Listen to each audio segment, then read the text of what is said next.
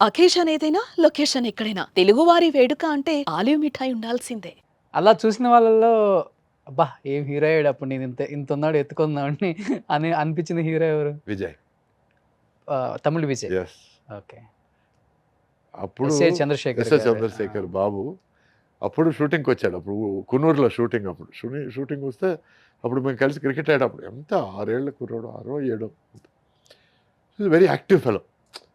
So father దగ్గర చెప్పాను, చాలా యాక్టివ్‌గా ఉన్నాడు సార్. ఏం సార్ మాకు పోటీగా తెస్తున్నారా ఏంటి అని ఏదో జోక్ చేశాను నేను. అచ్చనం కుదరదు. నో వే అని అన్నాడు. నాకు డౌటే అని చెప్పి అన్నాను నేను. ఆ తర్వాత తను పెద్ద హీరో అయిపోయిన తర్వాత సడెన్‌గా ఆయన నన్ను, సత్యరాజ్‌ని, తర్వాత నాజర్‌ని వీళ్ళని పెట్టి సినిమా తీశాడు ఆయన. సినిమా తీస్తే నేను జ్ఞాపకం చేశాను ఆయనకి. ఎప్పుడు 2013, 14 టైంలో. ఓకే. నేను జ్ఞాపకం చేశాను. సార్ నేను చెప్పాను జ్ఞాపకం ఉందా? బాబు పెద్ద హీరో అయ్యాడు. అంతా నీ వల్లే, అంతా నీ వల్లే. ఊరుకోండి సార్ లోపల బాగా హ్యాపీ ఫీల్ అవుతున్నారు మీరు. ఊరుకో బయట ఎవరికి చెప్పొద్దు. సో ఇట్లా ఉంటుందండి. So I like the fact that I've seen them grow. తర్వాత 'జనతా గ్యారేజ్‌లో' కూడా చేశారు కదా! సమంత ఫాదర్‌గా. అవును. ఎలా అనిపించింది తారక్‌తో ఫస్ట్? అది I think Amazing తారక్‌తో experience. First experience అదేనా అదే మీకు? అదే ఫస్ట్ ఓకే. ఎక్స్‌పీరియన్స్. ఓకే. అంటే ఎక్స్‌పీరియన్స్. అంతకుముందు ఒక 2, 3 సార్లు మీటింగ్‌లో, గ్యాదరింగ్‌లో, ఈవినింగ్ డిన్నర్స్‌లో కలిశాను నేను. బట్ యాక్ట్ చేయడం మాత్రం ఫస్ట్ టైం. సో పరిచయాలు ఉన్నాయి. బట్ మనం యాక్ట్ చేసినప్పుడే మనకి వాళ్ళ కెపాసిటీ ఏమిటో, వాళ్ళ కేపబిలిటీ ఏమిటో మనకు అర్థమవుతుంది. So I was zapped, very surprised. Tarak is a very very capable actor. And తను సినిమాని అర్థం చేసుకున్నాడు. ఈ క్యారెక్టర్ ఈ డైలాగ్ చెప్తే ఈ డైలాగ్లో ఈ పోర్షన్లో పంచ్ ఉంది, ఈ డైలాగ్ని ఫుల్గా చెప్పాలి, హాఫ్ చెప్పి వదిలేస్తే సరిపోదు. ఇట్లా ఒక సీన్లో అందరి డైలాగులు తన మైండ్లో ఉంటాయి. ఇది చాలా రేర్గా చూశాను నేను. అంటే ఏకసంధాగ్రాహి అంటే ఒకసారి వింటే నేర్చేసుకోవడం, plus being able to understand everybody's dialogue is amazing. తను he has that timing, he has that. నేను ఫంక్షన్లో కూడా చెప్పాను తను కారణ జన్ముడు అని.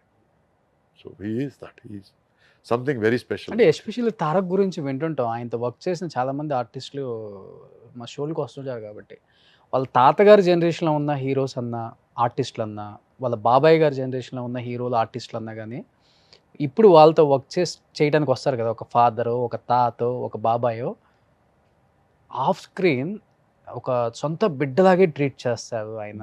ఆ మాట్లాడటం కానీ, ఆ ప్రేమ కానీ ఇంత కూడా తగ్గదు. ఆ విషయంలో ఐఎమ్ ఏ వచ్చే star, respect, I'm a big star, Respect. I'm a pan India star ఇలా ఉండదు. డెఫినెట్గా మంచి మర్యాద.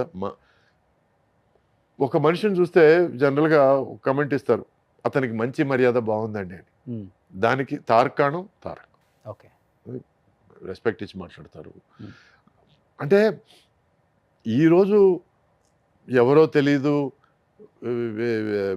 ఏమిటో తెలీదు, ఒక సినిమా ఆడి ఉంటుంది, రెండో సినిమా సుమారుగా ఆడి ఉంటుంది, మూడో సినిమా ఆడి ఉండదు, మొత్తం ఇండస్ట్రీ అంతా తన చేతిలో ఉన్నట్టు మాట్లాడేవాళ్ళు ఉన్నారు. చూసుంటారు కూడా.